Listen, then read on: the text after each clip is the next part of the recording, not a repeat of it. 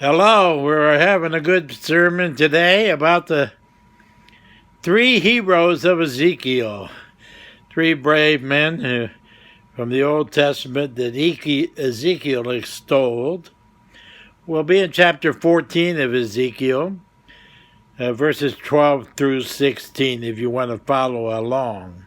I'll be kind of telling you a story that took place there. But first, I want to tell you a story to lead into it. It's one about when I was a little kid. We had an old country preacher, my church in Newport News, Virginia. When I was a kid, he would keep me enthralled before the long adult sermons by doing an adult sermon only after he'd done a kid's object lesson. And he would have something interesting to hold up and to give a parable about the modern day parable. Well, I still remember just one of those many kids' sermons he gave. Made an impression on me as a young man, because the object he held up for this sermon in our little church was something I owned myself, similar to it. It was a rubber pocket knife. It was a pocket knife made out of rubber, very pliable. It wouldn't cut anything. It was a great toy that they used to give kids back in the 50s. And he held one up, and he took the blade and he bent it back and forth because it was made out of rubber. He said, "Kids, don't be like a rubber knife. Not much good for anything. This knife has got no backbone. It won't cut anything, can't be used as a tool. It's pretty much just a toy. Don't you be like this jackknife. Be a person that is always ready to help, that's always anxious to do the right thing, and that's got a little backbone about it. Otherwise, you're not much good."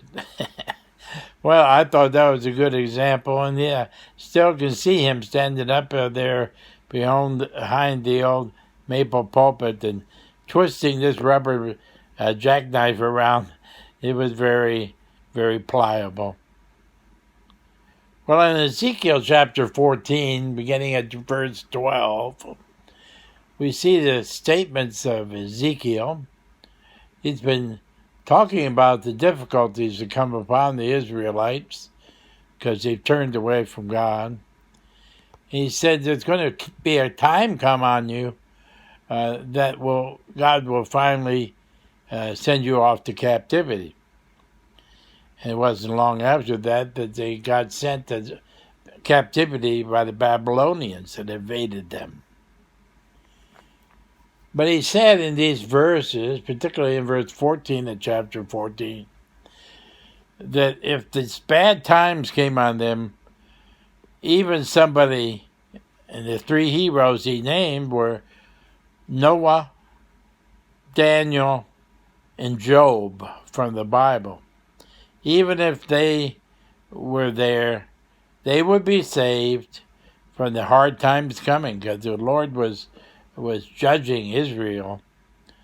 But they couldn't take their family with them, it goes on to say. They would be saved alone because of their goodness. And I always thought this was an interesting passage because he named three of the old patriarchs that were written about in the earlier parts of the Old Testament. Ezekiel, of course, is an Old Testament book. But he wanted to extol, he wanted to hold up as a good example these three men. And I thought I'd go through them real briefly. The first one, I'm not taking them in any particular order, but was Noah. Noah. Was he a faithful, true blue person? Was he in a tough circumstance? The whole world had gone after sin and degradation. And the Lord said, you have been true blue. You have been faithful. And he gave him a big job to build an ark and to be saved from all the people in the world. He stood out. He was faithful when it wasn't popular, to say the least, to be godly. A good example in our lifetime, too, as persecutions for Christians increase. Imagine what it'd be like to have a job of building an ark. It's big enough to hold thousands of animals, and all the time your friends, the community around you, the whole world was going to the devil in the handbag, as they say. But he stayed, he persevered, and he got the blessing of being able to survive the deluge, the flood that killed so many, everybody except him and his family. The other example is Daniel. Daniel, we know Daniel of the lion's den. If you got thrown into a lion's den, would you say you've been through some hard testing, that you've been through some tough times, that you had some strong enemies that were trying to kill you? Daniel persevered.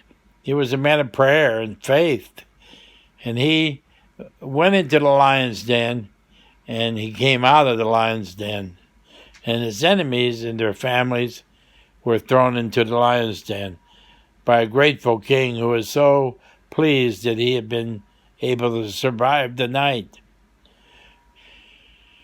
Daniel was faithful. He was true blue. He had backbone, didn't he? He faced up to his enemies, and even when he was condemned to death at the lion's mouth, he persevered, and the Lord delivered him. Amen. The other one that Ezekiel mentions in this chapter 14 by name is Job. Job, we read the book of Job, probably the oldest book in our 66 books of the Bible. I think that's interesting that God gave us a book that tells us about what to do and how to act when bad things happen to good people. Job seemed a little arrogant. He seemed, though, to be a good man that God had recognized early in the book as being special on earth, among the people of earth. He was faithful. He was constantly worshiping God and sacrificing to him. And the Lord had blessed him. But the devil had come at him with the Lord's permission. And the Lord kept the devil from doing too much to him, but he allowed him up to a point to hit him hard. Give him the old 1-2 and a 3-4 after it. Job was a faithful man. He was sore tempted by the devil. His friends, for a large part, were only people that brought confusion and condemnation to Job. But he kept true blue. He showed real backbone in the face of terrible calamity around him and even terrible disease that he was suffering. He was the real hero of the Old Testament, and the oldest one written of in the New Testament, with his own book. Of course, we have a lot of information about Adam and Eve and their immediate family, who were, of course, before Job. They were before everybody. So, but Job stood out. He stood out. He was faithful under fire. In the final chapter of 2 Timothy in the New Testament, we see Paul about ready probably to go to his death. He's in prison. And he tells his protege, his friend, his colleague, Timothy, he says, I fought the good fight. I've kept the faith. Paul had a lot of backbone, didn't he?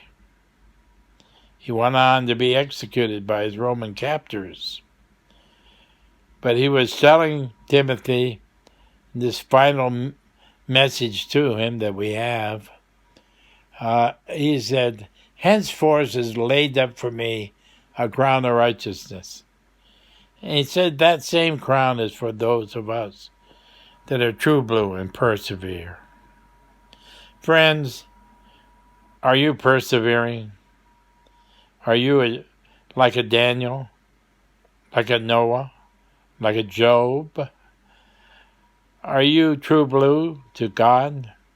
Are you following Christ daily, denying yourself, worshiping Him, trusting in Him, being as confident as Paul is, that even when you're in the prison of your own circumstances or facing illness like Job did, you can be true blue, faithful, and strong in perseverance. Keep on and keep it on. And I just want to encourage each of you to show a little backbone for God. Don't be a rubber knife. Be a strong sword. And bless those around you with the blessings you've received from God. Strength, patience, and endurance. God bless you all. Amen.